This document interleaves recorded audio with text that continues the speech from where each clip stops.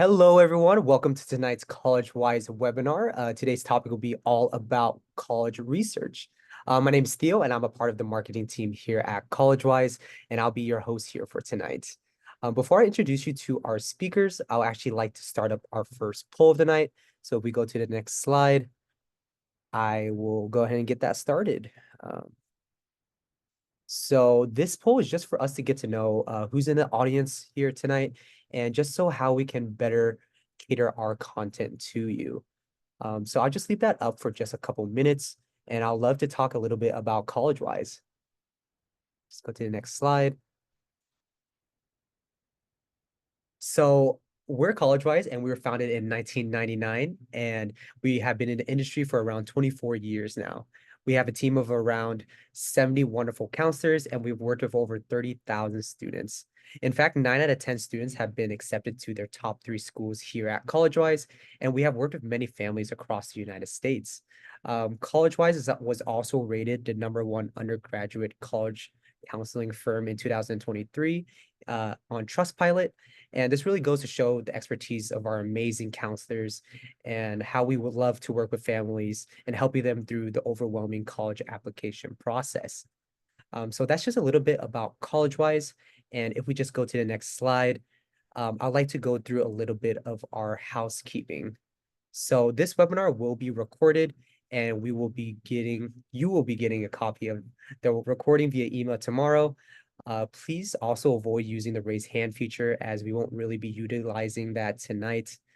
If you have any questions at all throughout the session, feel free to pop it into our Q&A tab below, and we'll try to get through as many of questions as we can at the end. So that's pretty much all I've got for you. So without further ado, I'd like to pass it on to our lovely speakers for more introductions. Hi, everyone. So glad to see you all tonight. My name's Anita Gadula. I live in the Chicago area, grew up in the New York area, though. And I've spent most of my career working on the college side in a couple of different roles, mostly at the University of Chicago as an academic advisor. And I love this topic because I get to talk about college matchmaking. All of our staff, we spend a lot of time getting to know the colleges out there, whether we're visiting or reading about them, we're total college nerds. And then we get to know our students really well, and then we get to do some fun little matchmaking. And we hope that it all works out well for everyone. So that's a little bit about me. I'm going to turn it over to Allison to say a little bit more about herself. Thanks, Anita. So my name's Allison Lepore. I am our Chief People Officer here at College Wise. I'm also a college counselor, and I've been here for about 16 years. Before I came to College Wise, I was working in admissions at my alma mater, the University of Redlands, go Bulldogs, and have been supporting hundreds of students over the last few years get to college. I feel very passionately about this topic. One, because I think it's such a gift to think about college research. Like, there are so many exciting colleges out there, which we'll talk about. But I was a teenager who was terrible at college research. And I think that if you, were to look at what I did in terms of college research, it would look at like a person who threw a dart in a dark room and just picked. And I got really lucky that I ended up someplace that I loved, but I talk and like beat a drum about the college research process because I think it can help you make such thoughtful choices about schools. It sounds really corny, but it is accurate. So do as I say about college research and not as I did. My mom is still a little mad. Anita, you want to jump us to the next slide?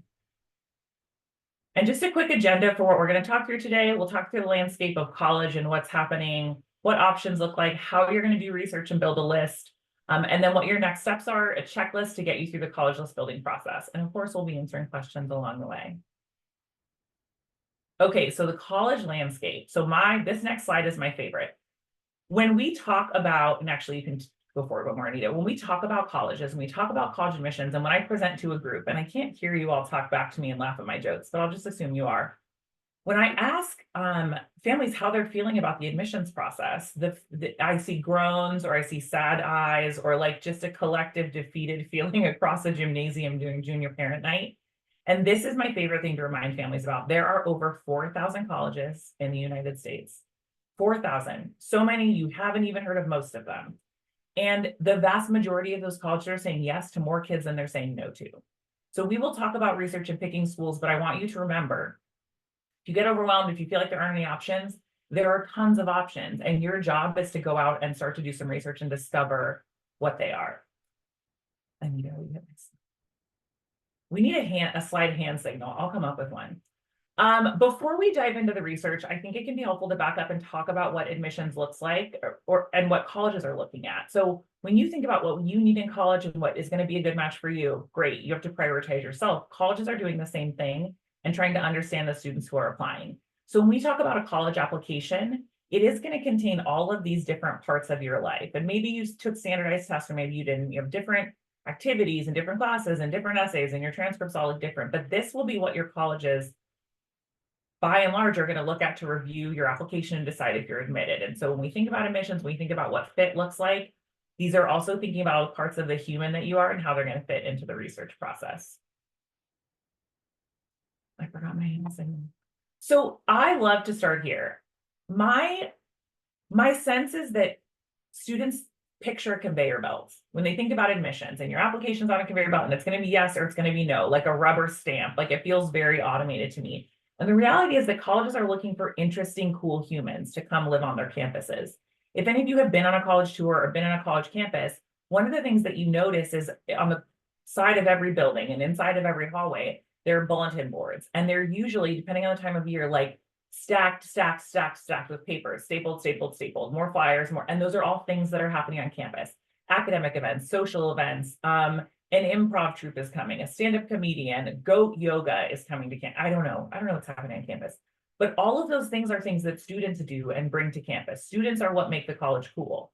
And so when colleges are looking at students, they're not just looking at who has the best grades, who has the best test scores, because that doesn't actually tell me anything about what kind of human you are. So yes, they're going to look at your activities. Yes, they're going to look at your transcript. Yes, they're going to look at your test scores. But also they're interested in bringing interesting kids to campus. And a line that I stole from one of my best friends, who's a director of admission at a pretty selective liberal arts college out here, her line is, we're trying to build a perfectly balanced class of perfectly imbalanced kids, which is not to say we need everybody to be a little looking in the wrong direction. We want kids who are all interested and passionate about the things that they're interested and passionate about. So if you love Minecraft, if you love competitive chess, if you love Irish dancing, if you love studying paleontology, that is what they're going to be excited about. Regardless of what the topic is, they care that you're curious and engaged and a person who is going to contribute to that community. Those are the things to remember that you can control. And I'm going to let Anita jump in and talk a bit more about what the colleges are presenting to you. Thanks, Allison. So Allison just gave you a little bit overview of what colleges are thinking about. But the next part of this is what I want you to do for yourself. The most important piece is to start with yourself. Forget all the colleges for a second. I want you to sit back and reflect. And parents, you can really help your kids do this well. Why are you going to college? It's the biggest question, the one that doesn't always get asked, but it's the most important one. Are you going there for a job? Are you, to get a great career afterwards? Are you going there because you're excited about being on a campus and living and learning with other people your age? It's the only time you get to do that in life, really, unless you're on this set of friends. But anyway, what is it that you're looking for? And I always tell people, when you figure out your why, then you've figured out your North Star. You're figured out where you're going, and all the other stuff that's not important just sort of blends away, and it's not that important anymore. And you don't have to focus and get distracted by all those things. But if you don't know why you're at college, sometimes it's easy to get distracted. And colleges are distracting. There's a lot of different things happening on campus. And if you're, there just to have fun, great. But, college is about academics too. So just make sure you're weighing all those different things. And why do you really want to go? And if you're going to tell me you're going to go to college because everyone else is going to college, that's fine. But what do you specifically want out of that experience is what what we want to know about. And then, are you ready? How are you going to learn? What's important to you? So really sit back, reflect, think about why you're going and what you want out of that experience. And the rest of it will come much more naturally once you do that piece of it. Part of what we do is we tell people, ask the questions, and you'll notice in each of these questions, we've gone back to for me. We've added this, like, is the school good or bad for me? And, what are the priorities for me? There's no really good or bad, right or wrong, best or worse. It's really, what is it that you're looking for? What is going to be the most engaging place for you to be at? Where are you going to do your best work? And so don't think blindly that there are, people tend to have this hierarchy of colleges, but it's not really always true, because there are people who thrive in certain types of environments and others who don't thrive in the same environment. With that said, then you want to go to the next level of questions. And what I often tell my students is, don't think about college, think about high school. What have you enjoyed about your high school experience? And what is it that you've disliked? Or what could you, if you could wave your magic wand, what would you have changed about your high school? So I have, I'll tell you a little story. I was the opposite of Allison. I did a ridiculous amount of college research, but we'll get to more of that later. I went to a really tiny high school. There were 110 people in my graduating class. I loved that it was small. I got to know everyone. I knew my teachers. That was really important to me. Some of my peers said, this is really small. We've known each other since preschool. I can't wait to get away from you people. I want to be in this big place that's anonymous. So 2 of my closest friends went to NYU. That was their, that was how they wanted to thrive. They wanted something very different from high school.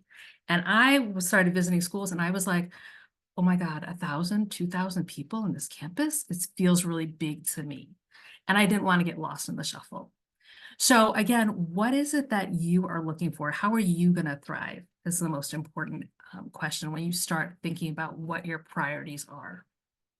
You definitely want to think about your family's budget. For some people, well, we always say there's some schools that give a lot of merit aid, some that give a lot of financial aid, and there's a lot of different ways to think about financial aid, and there's a lot of research that has to go into it. But if the bottom line is first, what is it that your family can afford? And if you can start there, and if parents are transparent with their kids early on, it's way, way easier. We've seen this time and time again where spring of senior year, a parent will say, well, we didn't get the kind of money we thought, but we told our student that they could go anywhere they wanted, but actually this place is not affordable. And then all of a sudden you're having that conversation, too late. So start with that question early on. And parents, please, you don't have to tell your kids how much you make, but tell them what's realistic for you to afford. What career aspirations do you have? There's some schools that will, really help you decide if you're undecided, and have certain programs like exploratory programs to help you decide. While as other schools, you might have to, make your major early on, decide it in the application process, and that might change your trajectory. Allison, did you want to say something? I wanted to throw in, there's a question in the chat that I thought was really helpful here. What is the right age to start asking these questions? That's a great question. The earlier, the better. My dad, my parents were educated in India, and I came when I was brought up in the US. So we started in 9th grade. Honestly, my dad and I would just go visit schools. We would just be going to visit some relative and be like, okay, he felt like he didn't know anything. He wanted to learn. I was along because, in 9th grade, I wasn't driving myself anywhere. So, and then the last question on here is, what type of community is best for you? So please think about some of these questions. Again, you're starting with yourself, why are you going to college? Then you're getting into some of these bigger picture items of, what is that environment? What are you looking for? And then you'll notice along the way, one of the things that happened to me is that I was like, I don't know, like I thought about some of the questions, but then I also wanted to know something about the options. And as I was looking, and I realized like, oh, there are these little tiny schools, there's these big schools, there's different types of curriculum, some places where I was very, very undecided. And there's some places that were going to support me in being undecided and really make sure that I got the mentoring I needed to make a good decision. And other places where I wouldn't have as much time to be undecided, and I was really going to have to choose earlier. You have a lot of different options out there. So you're thinking about yourself while you're also thinking about some of the options. And as you keep visiting schools and thinking about schools or reading about them or talking to other people, you'll realize a few things that are important to you as well. So start with yourself, but then certainly get into some of the options, and we'll talk more about college research in a second. as I said, you're going to start with reflection, right? So now that you've thought about your own reflection, I want you to come up with a list of priorities. These are things that you really, truly can't live without. And I tell all my students, you need a few priorities, but not too many priorities, so that you have a good number of schools that you can look at. So if you tell me like I'm only going to do X, Y, or Z major, and it has to be such and such, distance from home, it has to be close by or something else, you might not find a lot of choices. But if you have a few options, a few priorities, excuse me, then you'll have some good options out there that you can then look at. And as you're looking at schools, you'll refine some of those priorities and you'll get deeper into the research piece. All right. Oh, excuse me. I forgot the major slide. I said earlier that there are some schools where you can be undecided for longer. I like to sort of put two schools up against each other, just so you can see some of the variety. There's a place like Brown that has no requirements. You can go day one, you can start major classes, you can take whatever you want. There's places like the University of Chicago that have these very set, defined core curriculum where you're going to spend a lot of time doing the core curriculum before you decide on a major. And some people, just depending on who you are, you might like one set or the other. Most schools are somewhere in between where they have a few requirements and you can, declare your major at different points depending on the school and what the major is. But you also want to think about how you're going to be supported. What are you going to take that first year? And there are some schools that will ask you to declare your major early on in the application process. There's not a ton of those schools, but they tend to be the engineering majors in particular, because you really have to start on that curriculum earlier on than later. One of the best pieces of advice that I ever got was decide if you want to do science or non-science. And basically, if you're going to do a science option, you better stick to that track. You can always switch out of it. But once you go down the non-science path, it's really hard to switch back into science just because of the way the courses are layered. So, and as you're looking at colleges, you want to know, do they have your major? If you know what it is, if you're undecided, do they have ways to support you and give you mentors so that you can make this decision? Some programs are really competitive. And that might be in a factor. So I'll give you an example. I'm in Illinois. University of Illinois Urbana-Champaign has like a 40–45% acceptance rate. For computer science, it's less than 7% acceptance rate. So as you're thinking about the application process, you want to keep that in the back of your head. Like maybe you need to have some additional majors. Maybe you need to be a little strategic. All of my computer science majors, we sort of come up with their list of schools and we say in these schools, you're going to apply computer science. Maybe in some other schools, you're not going to apply computer science. And you have to sometimes weigh, like, do you want to go to a certain school or do you want to have a certain major? Because you might not be able to get both, especially if for computer science, some engineering programs and some business programs, depending on, the school. Those are the most competitive majors out there right now. Again, lots of things to think about. All right, step two. Anita, can I throw you two little questions before we forge ahead? When you talk about big schools versus small schools, how do you define a big school versus a small school? I have my own. I'm curious if we match. For me, a small school is under 5,000. The big schools are over 15,000. As a general guideline, and I say undergraduate numbers, because there's some schools that will have graduate students, and I don't count them. What about you, Allison? Yeah, I think, well, it makes sense for the students that we're talking to, that their population, the undergrad population. I think I have the same numbers as you. 0 to 5,000 is small, above 15 is big, and then that middle group. But I do think it's really interesting that what big and small means can be very different for students. So if I have a kid who's at a big public high school of 3,000 students, and I have a kid who's at a small private high school who's never had a class above 21 kids, a school that is 2,000 students for that student will feel huge. And so there's the definitions of size, but then also thinking about, back to Anita's questions, what it means for your students. Thank you for letting me. And everyone always says, I want to go to a school that's bigger than my high school. I'm in the Midwest. Midwest high schools are huge. And I'm always like, but why? But why? What does that mean? So we have to get into that. Anyway, step two of this process. Now that you figured out a little bit about yourself, what your priorities are, we're going to talk about college research. And I like to say that there are a few different steps to doing this. So I know college is not considered a commodity, although it kind of is sometimes, but I like to compare it to shopping. Let's say you need to go to your cousin's wedding and you need something to wear. What's the first thing you do? You decide what store you're going to go to, right? Maybe you're at the mall, you're kind of looking around like, oh, this place is too casual, this place is maybe too formal. You're kind of looking for the right store for the environment that you're going to go into for this wedding. So that's really the window shopping. And what I tell a lot of students to do is go to a couple of schools right near you and do a little window shopping. Maybe you're, in Illinois, I tell people, you can go to one school in the city, go to one out in the suburbs. The big city school here is University of Illinois, Chicago, or maybe DePaul or Loyola. Those are big city schools, and they have a totally different feel than like if you're out in the suburbs at a Lake Forest College or Elmhurst University.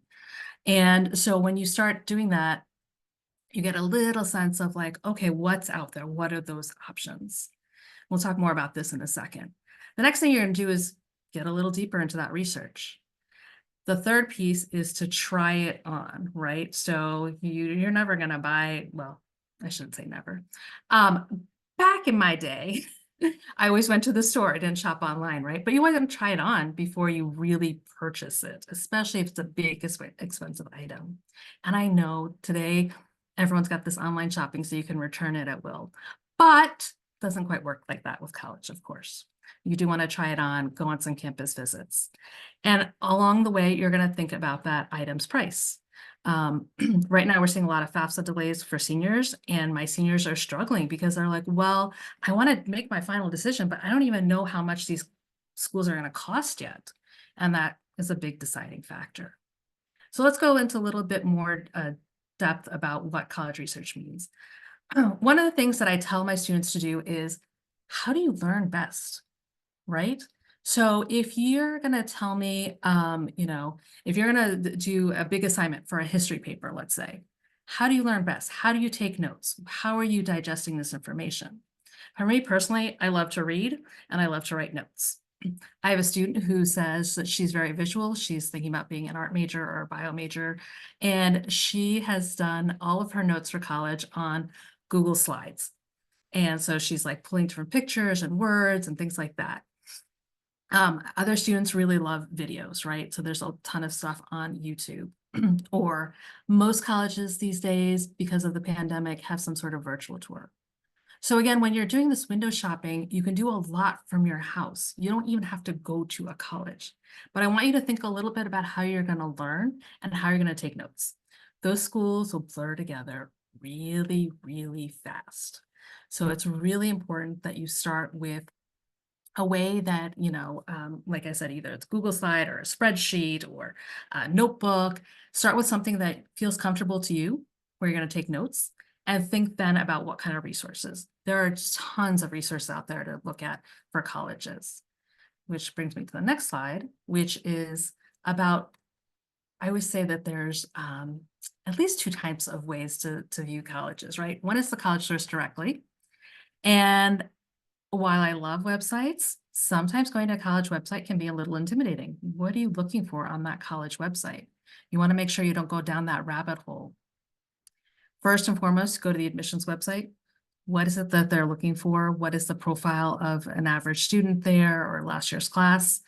What are the things required in the application process? What kind of application do they take? Do they have their own? Do they take the common application?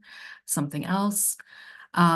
You want to maybe look at the academic pages and see, what are some of the general education requirements, or do they have, specific classes that you have to take before you can declare a major? What are those kind of curriculums? A lot of people are very, very concerned with career outcomes. So you want to go to the Career Center webpage and see if they have some stats for you about, do they have any special internship programs? How many people are getting jobs? Are people making connections on that campus with alumni? And then for some people, some of those other opportunities are really, really important. If you're in a STEM program, science, technology, engineering, math, maybe research is really important to you, especially if you want to go on to get a PhD. I have a lot of students who would love to study abroad, right? And looking at some of the options can be helpful in thinking about what kind of school they want to go to. Some colleges have their own study abroad programs, while other colleges will work with a third-party company to send students to abroad. Then there's some schools like NYU and Northeastern who you can, the first semester, you can go abroad. And for some students, that's great. Other students are like, no, no, no, no, I want to spend my first semester on campus. So think a little bit about that. The other piece that I actually love more is the unfiltered resource. And my kids think I'm really crazy and creepy, but I've just been on so many college tours, and I was a tour guide too in where I went to school. So I'm sick of college tours. They all sound the same after a while. Ooh, sorry to pass me.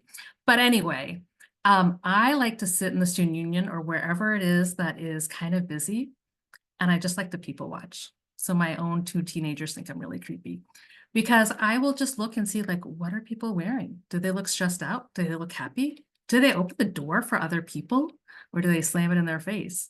What are they talking about? Just different kinds of, it's more about the vibe on campus. What is that vibe? It's so hard to explain in words. When you sit there and watch people for a little while, you get some sense of what kind of culture the campus might have. I had a student today who said to me, she went on a college visit and she said, no one looked like me. I don't think I'm gonna fit in there. I said, okay, fair enough.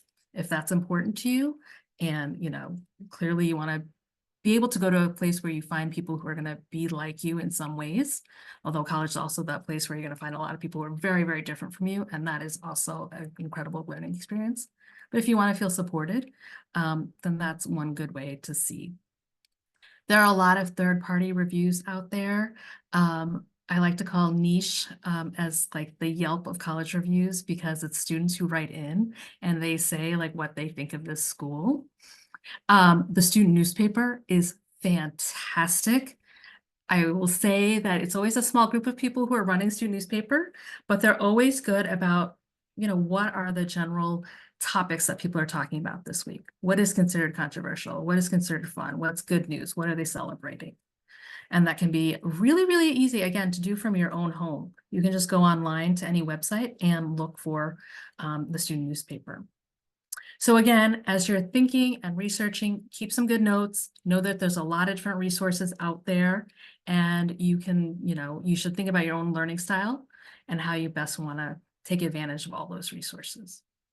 With that, I'm going to turn it over to Allison for part 3. I have not heard myself talk for upwards of 15 minutes, and that is quite a long time for me. So I'm glad to jump back in, Anita. Thank you. Anita covered so many of the pieces about the colleges. And again, 4,000 colleges, a lot of different variety, and figuring out what all those places mean and might mean for your experience is a lot.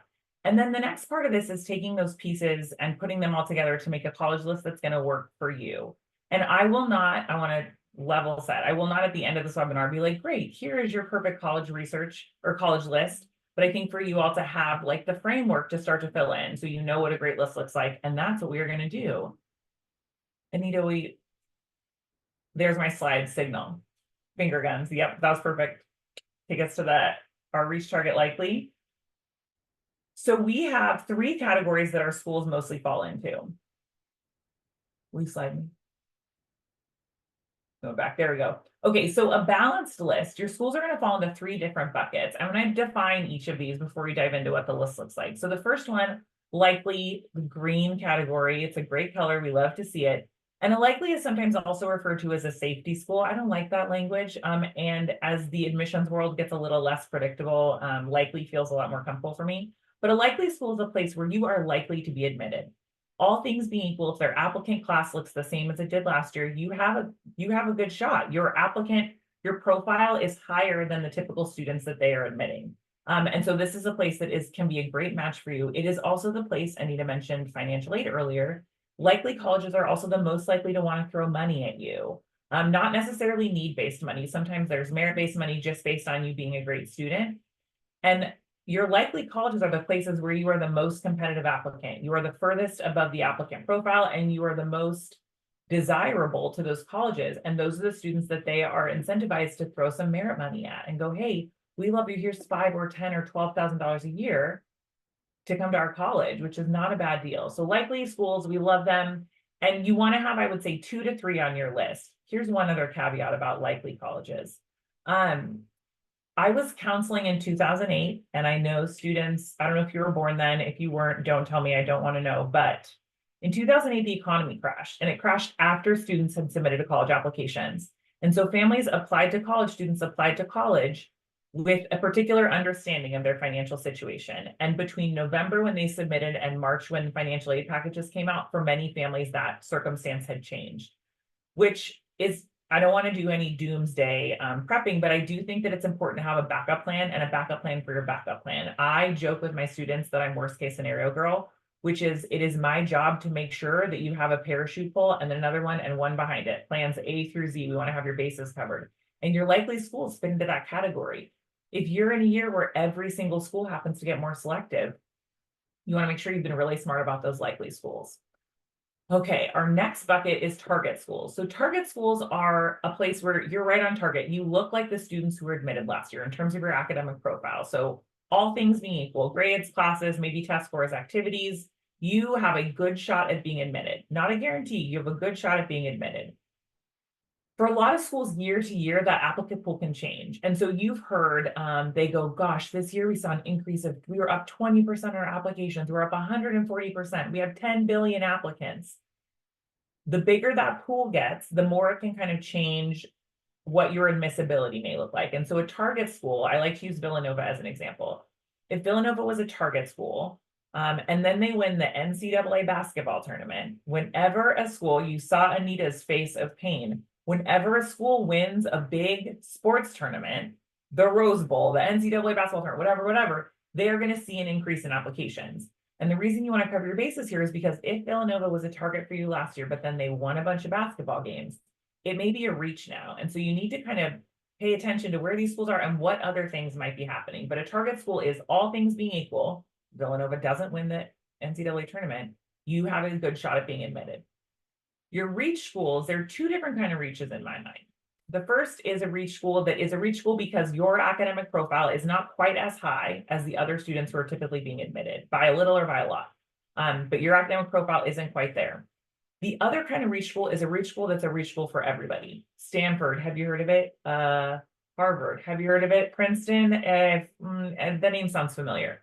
These are places that they are reach schools for everybody. So there's no world in which you have a higher academic profile on average than the kids who are admitted to Princeton or Stanford or wherever, which is not to say that students are being admitted, but that is a school that is a reach no matter what. A student can walk into my office with a 1 million.0 and with a 12 million on the SAT and 4,000 AP classes. And I will say, great work. This school is still a reach because they get so many applications that the odds are bad no matter what. The odds are bad if you are denying 97% of the high achieving kids who apply, which is, I don't want to scare you off of reach schools. Reach schools can be a great fit for students, but you need to be really thoughtful and intentional about how you approach them.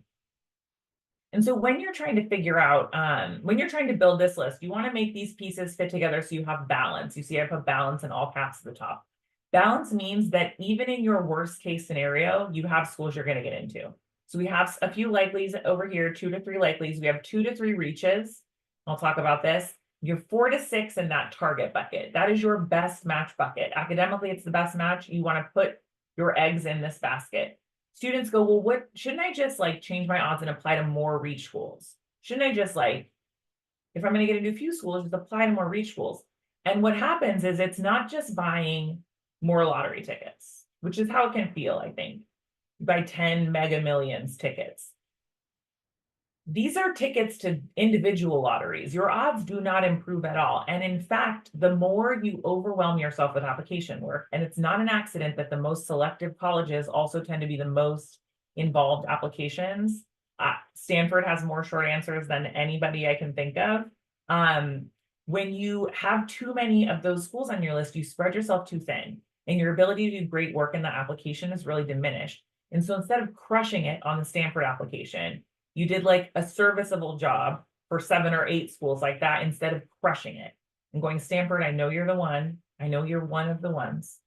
I'm going to take really good care of this application. So those reach schools, it is really important that you, one, are discerning about those schools, because not taking great care of your application can make your chances of being admitted harder. If you phone it in on an application that's for a likely school, guess what? That's not a likely school anymore, because you phoned it in. And having read applications and admissions, I could tell when a student phoned it in. And I felt like, okay, well, if you're not excited about us, I'm not that excited about you, which is not the feeling you want your admissions officers to have. So we want a balanced list. We want schools in each category. We want to make sure that even if all your reaches say no, and even if all your targets say no, which would be a bummer, that you have likely schools that you feel good about, places you could be happy to attend. Okay. If you say, well, that's fine, I'll go there if I don't get in anywhere else, that's probably not a school you'd be excited to attend. And so keep doing that research until you find likely schools that you feel good about.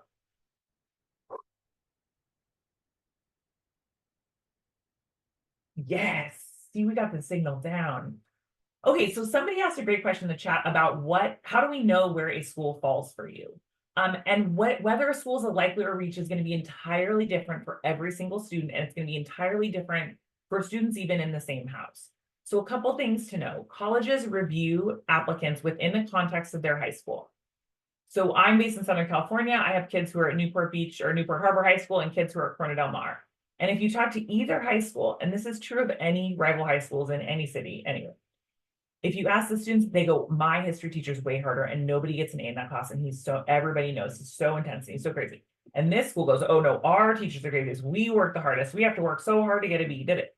Everybody has that same perspective. And the worry is that my high school won't stand up maybe compared to another high school. We don't have to worry about that because they're reading you within the context of your high school. So when you are paying attention to where you fit, you're thinking about how you perform within your high school. And then you're realizing that colleges are reading applications from, there are 40,000 high schools in the United States, 39,000 high schools in the United States, which is important to know because that means there are 40,000 valedictorians and 40,000 salutatorians and 40,000 ASB presidents and 40,000 football captains and all of those, which is not to say those aren't great things, but it does help you give a sense of how you might compete in the pool. And so when you're thinking about a college, this is a great list of things to consider. How selective is the college overall? How selective is it overall? And then are there any other areas of selectivity I should be aware of? And I'm thinking particularly regional. For California students, you have a different path into the University of California system. For students within the state of Michigan, you have a different path into the University of Michigan. And so what are the acceptance rates for this university, but also what might they look like for somebody who is a student like you? The other thing to consider is if we're looking at, Anita mentioned earlier, highly selective programs. So their programs, STEM programs tend to be more selective. Engineering, we talked about, nursing, architecture, comp sci, like crazy. But then also ballet or studio art or vocal performance can also have a different kind of pathway, and that selectivity can look different. When you look at GPA is a really tricky thing, and I try pretty aggressively not to talk about it, although a career in college counseling maybe I didn't think that through. But GPA is a number that families tend to really hang on to because it's a number that makes sense and you can kind of plot where you fall on a chart. But you also have to understand that GPA information we're looking at from colleges is very flawed. Some colleges are reporting a weighted GPA. Some colleges are reporting an unweighted GPA. Some colleges include that this high school offers honors religion and gives the grade. Some colleges don't.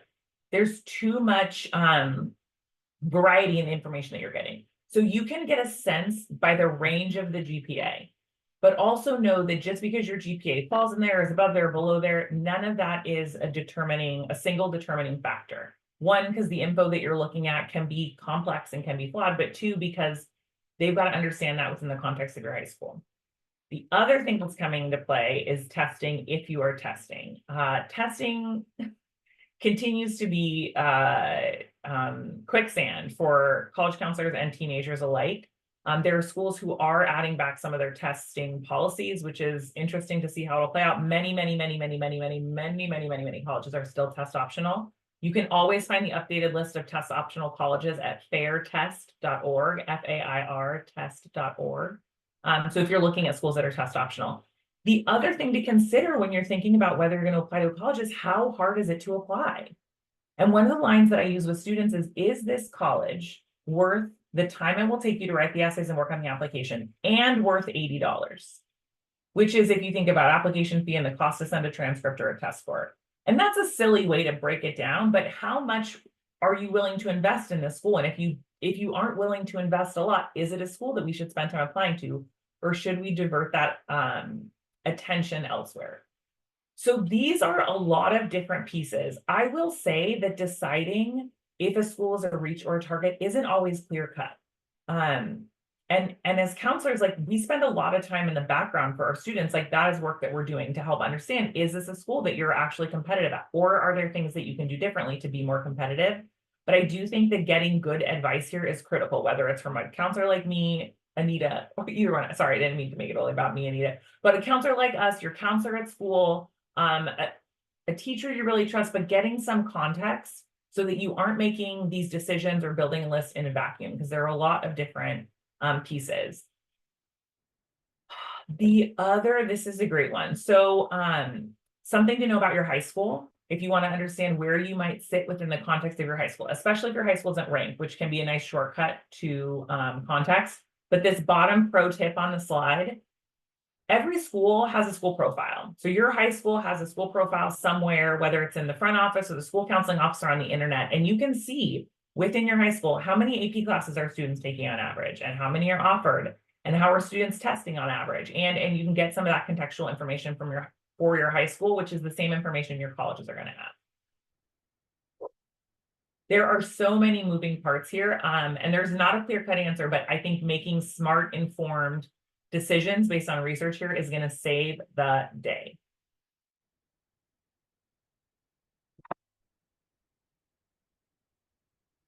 I have too much power with these finger guns. Okay, so college list checklist. Imagine that I am just Jiminy Cricket on your ear or on your shoulder telling you what to do as you start to build this list.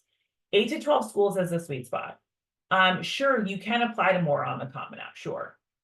No student who has ever, I've been counseling students in this capacity for 16 years, and I have hired and trained almost every counselor who works here for the last 8 or something. So I've seen a lot of students' college lists. I have never seen a kid who decided to apply to 18 or 20 colleges have a joyful or a stress-free or a pleasant process or feel good about their options at the end. It has never happened. And students go, well, no, I'll be fine. I'll be fine. I can apply to a lot of rituals. I can handle it. I'm a tough cookie. And I love that. I love a tough cookie. But it is really hard to get 7 denies in a row in March. It is really, really rough. And it doesn't feel good to set yourself up like that. And so 8 to 12 colleges and a balanced list, those two things in tandem will set you up for a blissful spring. Your friends will go, I can't believe you're so relaxed and you have so many good options. Your life is so good. You're going to go, I know, because I listened to Allison on this webinar this one time and it changed my whole life. The third piece of this is make a note for your why for each college. This sounds very, I think, like fun and warm and, just like talk about fit. But the reality is that colleges are paying attention to if you have thought about them. When I was reading applications at Redlands, I used to get lovely applications from students who said, I love your school and I can't wait to go there and study engineering. Well, spoiler alert, Redlands does not have an engineering program. And so that made it very clear to me that the students had not thought about my institution. So when you're thinking about colleges, think about why this place is actually on the list for you. And this is back to Anita's questions. When USC asks, why do you want to come to USC? To say, I've been wearing a USC onesie since I was born and my whole family is a Trojan family and we love Trojans and fight on. That's great. And they're happy for your support in the stadium. But why is this place a good fit for you, the student, the human?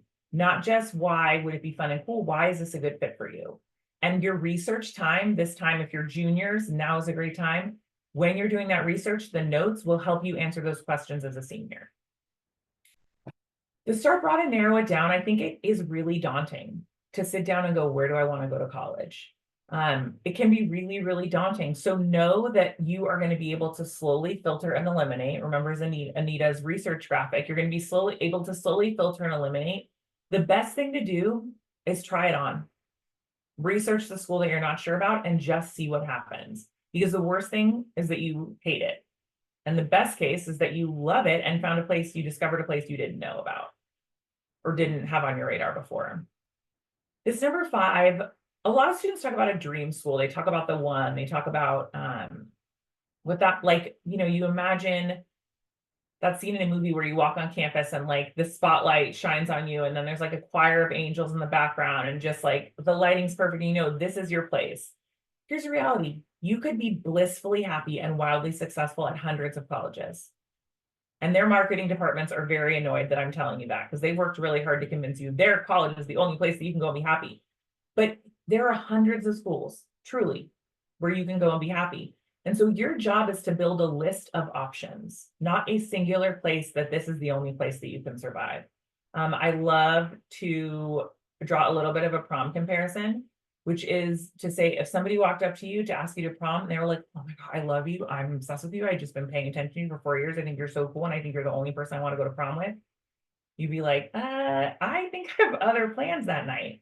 Versus somebody who says, I think you're super cool and funny and smart, and I think we'd have a great time at prom. And if not, I will go with somebody else and also have a great time at prom. You can be blissfully happy and get a great education, have a remarkable experience at lots of different places. So you want to find yourself options instead of a singular choice. A singular choice is setting yourself up for heartbreak and failure. I'm not a psychic, but on that point, I am. The last piece is affordability. I don't like talking about money as a human, as a college student, as a college count. I just would like to live in a world where we just talk about fit, but that's not the reality. Thank you to my best friend in the chat. You are my favorite. When you are thinking about colleges, cost is a huge factor, and the colleges have set this process up in a way that you don't really get to think about cost until the end, which is in April, when financial aid packages are supposed to roll out. It would be foolish as a family for you not to think about and talk about cost upfront. It is much harder, and Anita said this earlier, it is much harder to say, no, this is not an option we can afford in April of senior year if you have not had that conversation ahead of time. So parents, grown-ups, as much as you feel comfortable having transparent conversations about the cost of college with your kids, what does student loan look like? What is our budget? What are we able to do? Is best pathway community college, and then we transfer in? There are lots of great ways to do this and lots of ways to do it that are more affordable than not, but transparent conversations are going to help you. What's my next slide, Anita? Oh, perfect. Okay. So I know we have a wide variety of grade years on this call, but I know we have a lot of juniors. Juniors, look at my eyeballs. March 4th, this is the day. Your college research starts right now. Do not wait. It doesn't have to happen 15 hours a day. It doesn't have to happen, but get a college guidebook or bookmark some of those websites online and start to read some reviews. Start to poke around and see what you're going to learn. Younger students, you can start early. There are some college-wise employees who have students who are not yet 10 who have been to 50 college campuses. Feel free to visit the campus that's nearby, near your house or in the neighborhood, but get out there and explore. You don't have to wait until you're a junior. There's lots of stuff to learn. The second thing, focus on yourself. Much of high school is trying to figure out how to be just like your friends. And I get that. I get it. I did it too. I still do it a little bit. But this is the process where you have to be singularly focused. A place that is a great fit for your friends may not be a great fit for you, and that is uncomfortable. The number of students who come back to me September of senior year, having gone back to school, and they're like, well, what about this school? What about this school? And I have to go, isn't that the exact literal opposite of every single other thing you've prioritized in the college research process? This is a time when you will make a different decision from your friends, and you will be better for it, and they will be more excited to come visit you wherever you end up in your freshman year, and you guys get to show each other your college lives. This third thing is to make a plan, write it down, something. This is a thing that can feel it can feel really far away. It can feel not pressing. And then all of a sudden you look up and it's October 29th of senior year, and you're crying and you're in trouble. You don't know why. I'm writing essays. It's stressful. So make a plan, either as a family or with your counselor at school or with a counselor like me, but make a plan for how you're going to approach the next few years, wherever you are, junior, 9th grade, 8th grade, whatever. Make a plan for how you're going to approach the next 4 years and stick to that. This will also help with communication because parents and students sometimes have a hard time communicating during this process. And so students, if stuff is written down, can be easier for your parents to have a checkpoint and not have to ask you the question every time, which can make you a little nuts. It's our next slide. And then we were going to have some time for questions. That's great. And now I'm going to hand it over to Theo, who will bring us home. Awesome. Thank you so much, Allison. And also thank you, Anita, for the wonderful presentation. I definitely learned a lot of information I wish I had when I was doing my college research. But I know everyone is eager for our Q&A as we had a lot of questions come through. But before I really jump into that, I'd like to talk a little bit more about next steps for families that are interested in working with us at CollegeWise. So we just go to our next slide. So at CollegeWise, we provide just a number of services. We help families and students through the application journey with developing application strategies tailored to colleges students are seeking. We also help with a lot of college research and school selection. We also have a lot of fantastic essay support with our strong team that have worked with many students that have applied to a lot of different colleges around the United States. We also provide a lot of project management guidance and also test prep and tutoring support through our great team as well. So with that being said, if families are eager to work with us, I'll just go ahead and start our next poll. And by answering yes to this poll, we'll just have someone from our sales team reach out to you in the next day or so, just to get the journey started with CollegeWise. So I'll just leave that poll up for just a couple minutes and we'll just go to our next slide. Yep, and just to the next slide real quick too. We'll go ahead and jump into our Q&A actually. So we had a couple questions come through and either for Allison or Anita that would like to answer this question, but a family has asked, what's the best time for families to start looking into visiting colleges and scheduling college tours? And what are a few things to consider during college tours? I think I'll say just quickly that I think that the time to schedule visits is the time that you're interested. Like as soon as the spark hits, schedule a visit and dive in because there is no commitment. It's just a try on.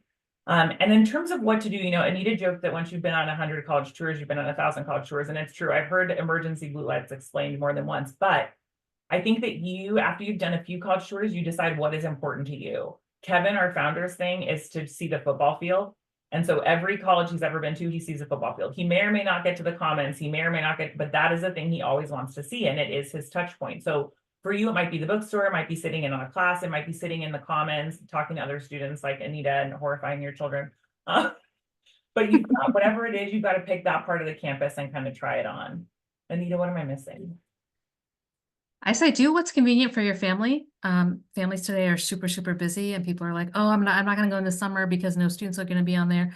But you know what? If that's the only time that your family can do it, please do it. Make it, connect it to something else. So I have a student who said she's going to a wedding in Baltimore. So I said, well, why don't you stop at, a couple of schools, University of Maryland, Baltimore, Johns Hopkins are right near there. And she said, oh yeah, okay, I've got half a day. I'm going to go do that.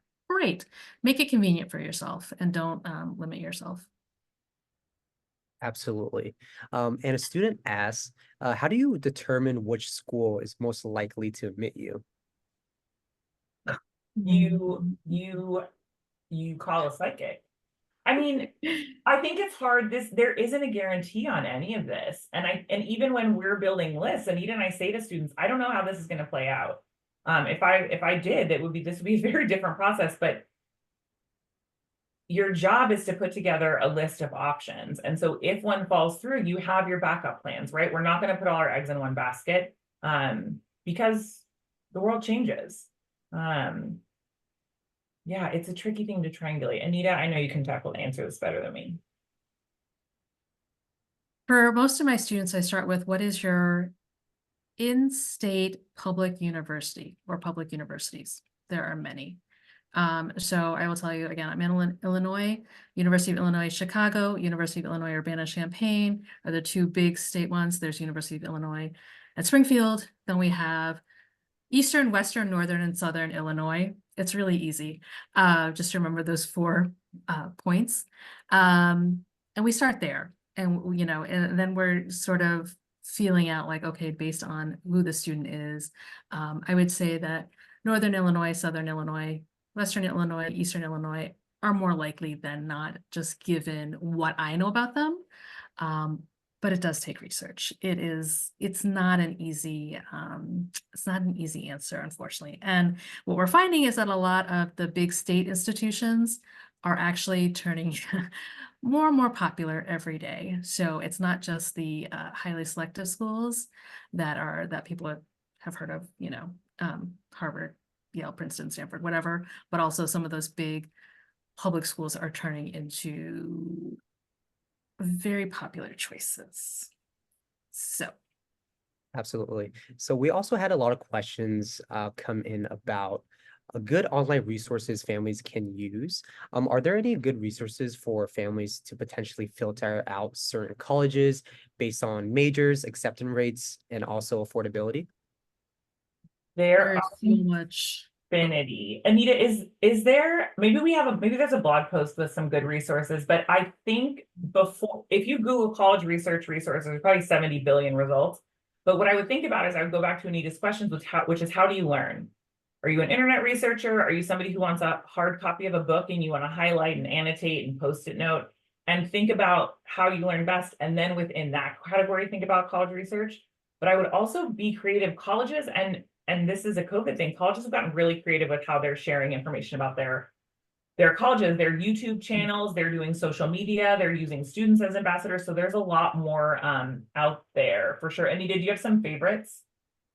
So I was actually going to say the way I used to start college searches when I was still learning a lot was I would go to the college board, you know, the people who do the AP and SAT, they have Big Future, and it just gives you like, you know, like size, location, whatever.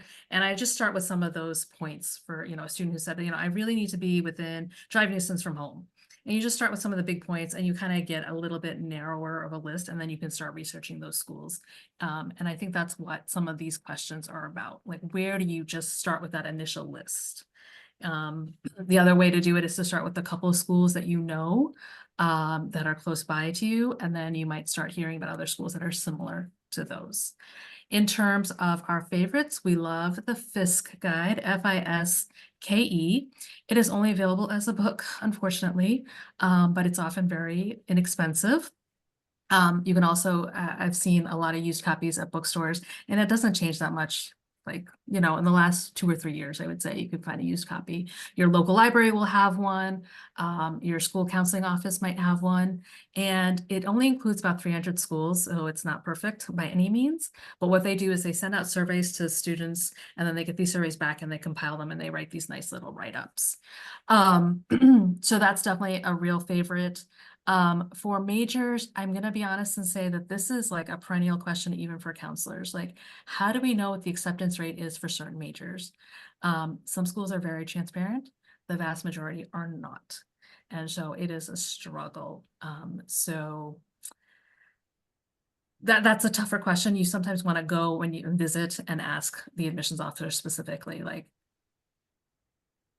I'll take go it ahead, a Allison. step further. Yeah, which I think, so general college research, the College Board website. I need to mention the Fiske Guide. Niche is another good one. Unigo, Unigo. There's a ton out there, right? And, but I think the other piece is this major question, which is so buried. And so going to the campus and asking on the tour is totally great. You can also pick up the phone and call the biology department at SUNY Purchase or at TCU.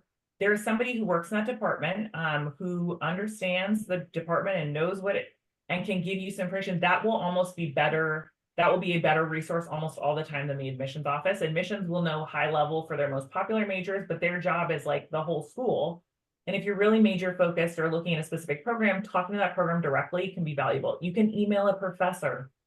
Their emails are on the internet. You can just email them and ask a question. So there's a lot out there. Absolutely. And I think this might be our last question of the night, but I thought this question was very interesting and it just came through. So what is the possibility that a student that attends a community college first will be accepted to a more competitive college, especially when community college is more affordable towards families? And how would that look in terms of future attendance to more competitive colleges? Great It, question. Good.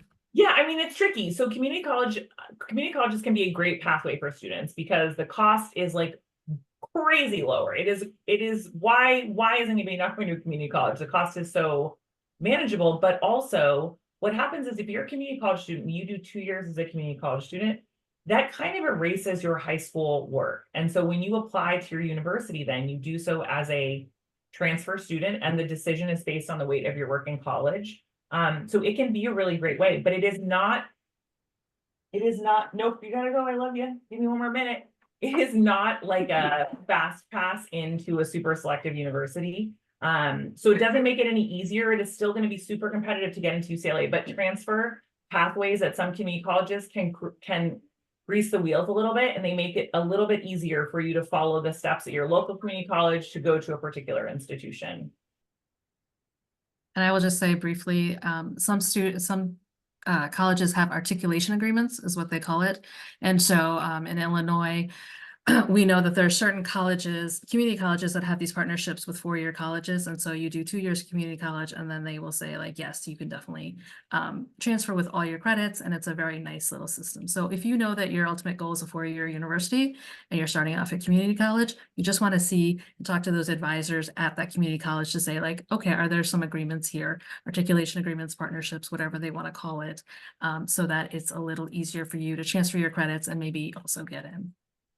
Absolutely. Well, unfortunately, we are at time. I would just like to thank Anita and also Allison so much for giving all those answers to us. But I also like to thank everyone here for joining us this evening and participating in our Q&A session. But if you enjoyed our session, we do host weekly webinars every week. So go ahead and just register on our website if you are interested. But other than that, we hope everyone has a good night. Bye.